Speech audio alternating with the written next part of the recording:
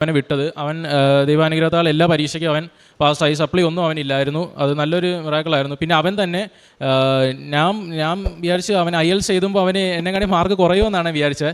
പക്ഷേ അവൻ കോച്ചിങ്ങിന് പോയപ്പോൾ എന്നെക്കാട്ടി നല്ല മാർക്ക് അവൻ IELTSന് കിട്ടി. കാശ് രൂപമായിട്ട് എഴുതി. അതും നല്ലൊരു മിറാക്കിളാണ് ദൈവത്തിൻ്റെ. പിന്നെ ഞങ്ങളുടെ കസിൻ ചേച്ചിയുടെ ഒരു വാവയുണ്ട്. ആ കൊച്ചിന് അന്ന് ഞങ്ങൾ അവരുടെ വീട്ടിൽ പോയപ്പോൾ ആ കൊച്ചിന് ഭയങ്കരമായൊരു പനിയായിരുന്നു. ഞങ്ങൾ കണ്ടാൽ തന്നെ വിഷം വരും. കണ്ണിൽ നിന്നും മൂക്കിൽ നിന്നൊക്കെ ഭയങ്കരമായിട്ട് ലിക്വിഡ് ഇങ്ങനെ വന്നുകൊണ്ടിരിക്കുന്നു. ഭയങ്കര ചൂടായിരുന്നു കൊച്ചിൻ്റെ അടുത്ത്. അപ്പോൾ എൻ്റെ കഴുത്തിൽ കാശ് രൂപം ഉണ്ടായിരുന്നു. അപ്പോൾ ഞാൻ വിശ്വാസ പ്രമാണം ചൊല്ലിയിട്ട് കൊച്ചിൻ്റെ തലയിൽ വെച്ച് കൊടുത്തിട്ട് ഞാൻ പ്രാർത്ഥിച്ചു, മാതാവേ പനിയെടുത്ത് മാറ്റണമേ എന്ന് പ്രാർത്ഥിച്ചു. അങ്ങനെ ഞാൻ പിറ്റേ ദിവസം ചേച്ചീനെ വിളിച്ചപ്പോൾ പറഞ്ഞ്, എടാ പനി ഇങ്ങനെ നല്ല കുറവുണ്ട്, ഒരു ദിവസം കൂടി റെസ്റ്റ് എടുത്താൽ പനി പൂർണ്ണമായിട്ട് മാറും, നീ പ്രാർത്ഥിച്ചതിൻ്റെ ഫലമായിട്ട് അത് പൂർണ്ണമായിട്ടും മാറിയെന്ന് പറഞ്ഞു.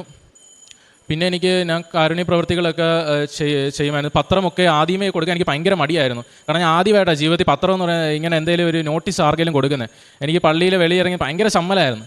പിന്നെ ഞാൻ റെഗുലറായിട്ട് അച്ഛൻ്റെ ഈ ധ്യാനം കൂടുമായിരുന്നു. റിട്രീറ്റും ധ്യാനം എപ്പോഴും ഓൺലൈനിൽ കൂടി അച്ഛൻ പറഞ്ഞു, നിങ്ങൾ പത്രം കൊടുക്കാനൊന്നും മടിക്കരുത്, നിങ്ങൾ കൊടുക്കണം, അത് കൊടുത്താൽ നിങ്ങൾക്ക് മറ്റുള്ളവരെയും കൂടി ദൈവത്തിന് അടുപ്പിക്കണമെന്നൊക്കെ എനിക്ക് അപ്പോൾ ഒരു തോന്നൽ വന്നു. റെഗുലറായിട്ട് ഞാൻ എപ്പോഴും അച്ഛൻ്റെ ധ്യാനം കൂടുമായിരുന്നു. ധ്യാനത്തിലൂടെ എനിക്ക് കുറേ കൂടെ ഉടമ്പടി മനസ്സിലാക്കാൻ സാധിച്ചു.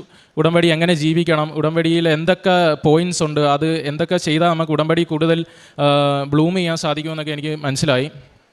അങ്ങനെ ഞാൻ പത്രമൊക്കെ കുറേ എൻ്റെ അവിടെയുള്ള ഹിന്ദു ആൾക്കാരുടെയൊക്കെ ഏരിയയിലുണ്ടായിരുന്നു. അവരുടെയൊക്കെ ഏരിയയിൽ ഞാൻ കൊണ്ട് പത്രമൊക്കെ അവരുടെ വീട്ടിൽ കയറി ഞാൻ കൊടുത്തു.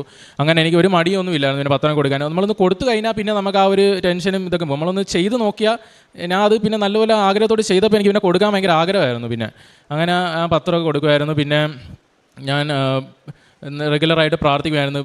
മുമ്പൊക്കെ ആണെങ്കിൽ ഉടമ്പടി എടുക്കുന്നതിന് മുമ്പൊക്കെ ആണെങ്കിൽ വീട്ടിൽ മമ്മിയും അപ്പയൊക്കെ എന്നെ കിടന്ന് ഫോഴ്സ് ചെയ്തിട്ടാണ് റോസറി പഠിക്കാൻ പോലും വിളിക്കുന്നത്. ഇപ്പോൾ ഞാനാണ് അവരെ റോസറിയൊക്കെ പഠിക്കാനായിട്ട് വിളിക്കുന്നത്. ഇങ്ങനെ റോസറി പഠിക്കണ്ടേ, അഥവാ ഒരു ദിവസം എന്തെങ്കിലും ഒരു കാര്യത്താൽ റോസറി പഠിക്കാൻ മറന്നുപോയാൽ എനിക്ക് ഭയങ്കര വിഷമമാണ്. പിന്നെ ഞാൻ രാത്രി പേഴ്സണലായിട്ടിരുന്ന് പഠിച്ചിട്ടേ ഞാൻ അത് കടക്കത്തുള്ളൂ.